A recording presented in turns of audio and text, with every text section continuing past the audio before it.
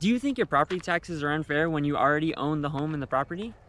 Do you wonder why corporate doesn't have funding for roads, streets, schools, nicer parks, or I don't know, more funding for things? Well, today I'm going to talk about why. It's Saturday, September 27th, early in the morning. So here we go. We're going to start with the city's operating budget. And if you see, the revenue that they collect from residential property taxes is around 106 million. In previous years, it's been around 102 million.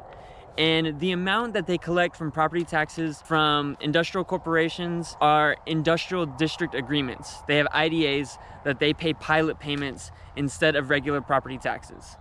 And I have a whole YouTube video kind of explaining more of that I'll show here. And throughout the city's budget process this year, I did a public information request to get a breakdown of these industrial district agreements so that I could see how much each of these companies is paying, each one. So that's right here. Shout out to the city staff that put this together and sent it to me. They did a great job. The main takeaway has to do with this crypto company, Bootstrap LLC, that's since been sold. But they're on this form and they only paid around a little above $2,000. But when they came to city council to get approved for these industrial district agreements, to de-annex them from the city limits and put them in an industrial district, the city council was presented that they would be paying 10 million a year. It would be 3 million and then 10 million a year once they get this IDA deal, industrial district agreement. And these IDAs are incentives to bring corporations to the area, to the coastal bend for economic growth, so-called economic growth. And of course, the city was talking about this potential income tax revenue, this $10 million that the city never even ended up getting. But they don't talk about the cost of these IDAs and bringing the industries here. This company was using millions of gallons of water a month. Same with all these companies, using millions of gallons of water a day, plus the pollution to the air and water. And the fact that they're just putting a strain and using up a lot of our resources. And them getting these deals, these incentives, that's less funds and city effort and funds that could go to other things that actually would help residents, the taxpayers that vote for these people. And so the takeaway is the city council was saying that they would be paying 10 million. And if you look, when I got this public information request breaking down what each company pays, I can see even like Valero, Citgo, the top companies don't pay close to 10 million. That's the takeaway, is like, why did the city, like, that's craziness that they were even saying it was gonna be 10 million. And then in reality, it came out to being 2,000. Not even $100,000, 2,000 from 10 million. So how, like, yeah, no one pays 10 million. And I brought this up in my public comment recently. And then something else you'll notice about this sheet is Exxon, Gulf Coast Growth Ventures, the top water user in Corpus Christi. Gulf Coast Growth Ventures is the actual name of the company. They're in Portland, and they are a partnership of ExxonMobil and SABIC, Saudi Arabia Industrial Corporation, and they aren't on this sheet because they have no IDAs payments or property taxes until 2031. And this was confirmed at the council meeting in the last months. Play the clip. Industrial district agreements that were negotiated separately. But go ahead, Heather, she'll do a quick summary. So we do have 3 industries that are in San Pat. They came on when we entered into agreements with them in 2015, 2016, and 2019. They are Cheniere, Gulf Coast Growth Ventures, along with what used to be Voestalpine, which is now ArcelorMittal. So those 3, we entered into agreement with them to basically defer any type of payments for industrial district agreements until tax year 31, our fiscal year 32. And the reason this was brought up at council, and I saw this, is because the city staff were like, whenever the water rates go up, utility rates go up for residents, they were going to use in 2031, whenever these companies finally start paying property taxes, they're like, oh, we can use that money to offset and lessen the burden and lessen the impact on residents as rates continue to go up.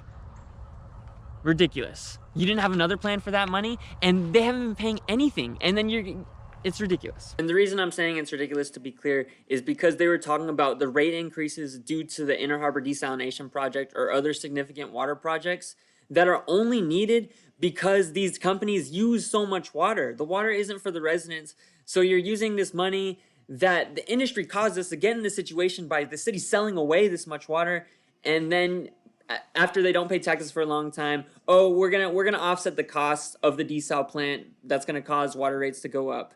They caused this to happen because of their water usage, and the city caused this to happen by mismanaging our water. And so Gulf Coast Growth Ventures is the ones running propaganda about desalination, about the water crisis, and here they are paying no property taxes. What was the council thinking when they approved these industrial district agreements and they extended the length of these from 10 years to 15 years? An average resident, like on their property tax, pays in Texas like 1.3 to 1.5%. And you know, those rates usually go up every year and home values increase. So when your home value increases, you're paying more in property taxes. Just like whenever you get your valuation, your appraisal from the county, residents have the option to appeal their valuation, to present some information and show why your property is valued less than what the county is saying it is, and then you pay less property taxes because your valuation goes down.